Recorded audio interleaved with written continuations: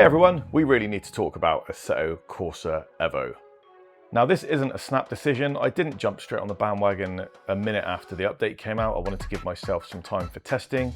But for me, whilst I know I'm going to get shot down in the comments by some people, the VR experience is still absolutely atrocious after this amount of time.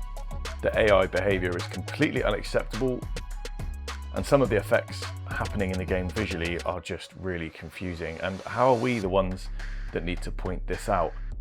Now this will be filled with a little bit of sarcasm, but also there are some positives. Now I've had the most fun ever in some of the multiplayer where we've set up our own server and even bought our own server for a week so that we can organize our own races. And some of the online racing, except for the problems with SIMGUY over the last few days, which seem to be resolved now, have resulted in some of the best sort of ranked online multiplayer that I've experienced. And I'm a big fan of iRacing, so that says a lot. But at the core of the game, and for me, one of the points of the game was that I love VR, I'm just still really disappointed. And look where we are. I mean, when was early access? Was like 18 months ago or something ridiculous. And it feels like, you know, we get a couple steps forward in an update, but it's just not that quick. And like, at what point do we need to be worried? Anyway, it's not a long video, so try and watch it to the end and then get into the comments and give me your opinions once we're finished. Don't forget to like and sub if you're new here. Check out some of the other content as well.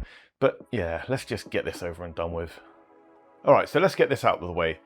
VR is absolutely horrible. I'm on a 5090, I'm on PIMAX, Crystal Super. The only way I could get it running remotely smooth at very low FPS settings was by turning the graphics so far down that it was completely pointless. I didn't buy a PIMAX headset to look at stuff at that amount of blurriness. It was just horrible, absolutely terrible. And I just went back to a flat screen. I'm gonna wait and see what they come up with next time. I'm quite happy playing on a flat screen, to be honest. I've got graphics mostly maxed out. It looks good and I'm really enjoying it. But yeah, for now, VR can just do one.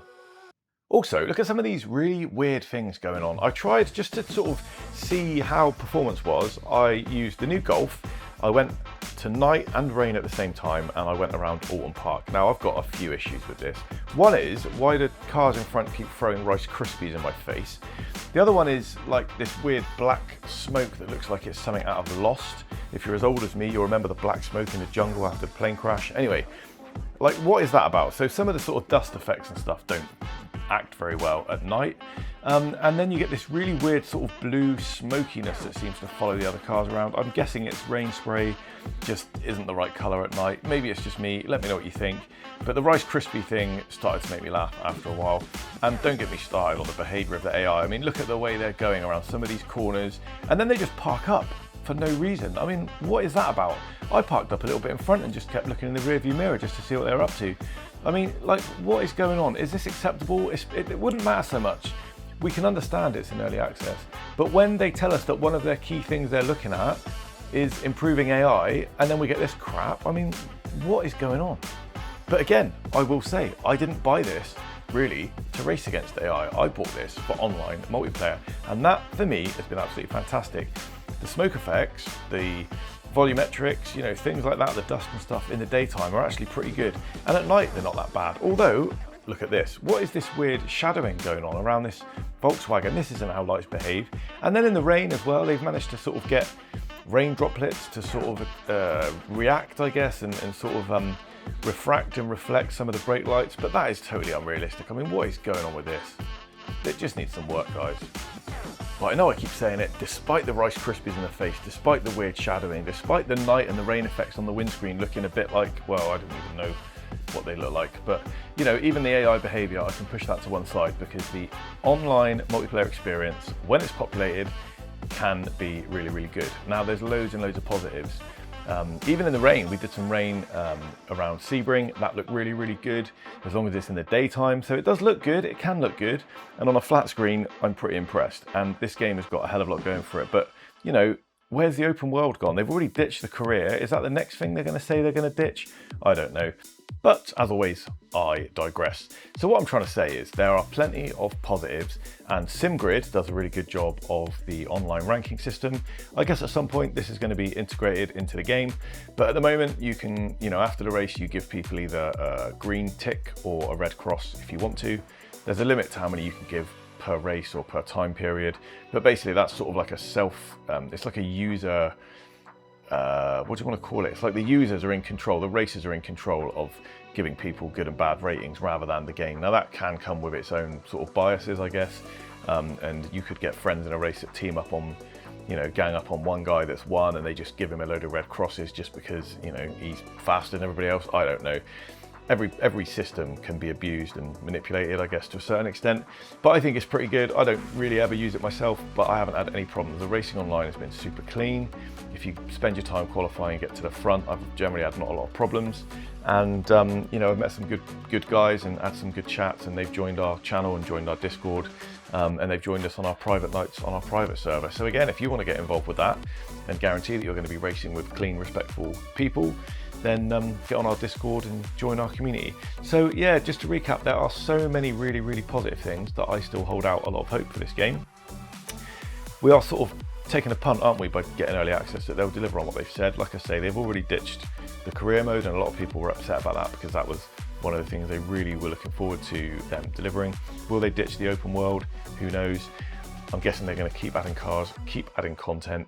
They're going to optimize the rain a lot better. They're going to optimize the AI, and they're going to give us, at version 1.0, we hope they're going to give us a really, really good game. So I would still recommend, if you can, and you like the look of it so far, I would recommend this is a good purchase if you think you're going to buy it eventually anyway, because you can save some money by buying it now in early access than when it comes out. I can't imagine for a minute it's going to be less than like 50, 60 pounds or euros, or even sort of upwards of that in dollars for a full release when it comes out. And they'll probably do some stuff on DLC as well, because that's the way it goes.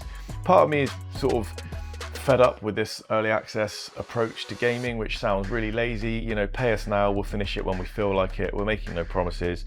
We might pull certain features, but hey, that's part of early access, and we told you that in the small print, so that's on you. This type of approach where we've got to find bugs and we've got to keep our fingers crossed for improvements, and we're also responsible for giving feedback. I mean, we're not testers, we're consumers. Would we rather sort of wait for them to do the testing, wait for a full release, pay full price, and get what we know, we've paid for? Who knows? I mean, there's an argument for that both ways. Early access can work. Just look at Wreckfest 2. They're doing a fantastic job. Anyway, again, I've gone off on a bit of a tangent. So I had some things to get off my chest. I've done that. I'm disappointed with VR. If you think I'm wrong and you've got some VR settings that you think will help me, I've got a 5090. I'm using a PIMAX Crystal Super. Feel free to suggest your PIMAX settings, your game settings, anything you've changed in NVIDIA, anything you think that will help me get a better experience, and I'll happily, eat my hat, as it were, come back, eat some humble pie, as well as my hat, I guess, and make a video on settings that will help people with the same system as me if someone proves to me that it can work. But so far, all the stuff I found online has not been relevant to the build. I've got people are using a Quest 3 and getting good results. People are using the other thing that I forget what it's called, the desktop thing, and getting good results with a Quest 3, virtual desktop, that thing. But yeah, for me, nah, this ain't worth my time in VR, and I don't have the time to fanny around. There are way too many good games that are already optimized, already good. If I want to use a nice VR experience and do some online multiplayer, I'll jump straight into iRacing. But if this wants to compete with that, it needs to deliver. Anyway, check out some of my other content. Don't forget to sub, don't forget to like, it really means a lot. Get in those comments and prove me wrong about VR, and check out some of the other content on the channel. We do all games, and there's loads more great stuff coming your way. Get on our Discord, join up, and get those notifications on for our live streaming. And hopefully I'll see you on the next one. Don't forget to check out this video that's on the screen now, because YouTube is suggesting it because it thinks you will like it, and I don't think YouTube's wrong that often.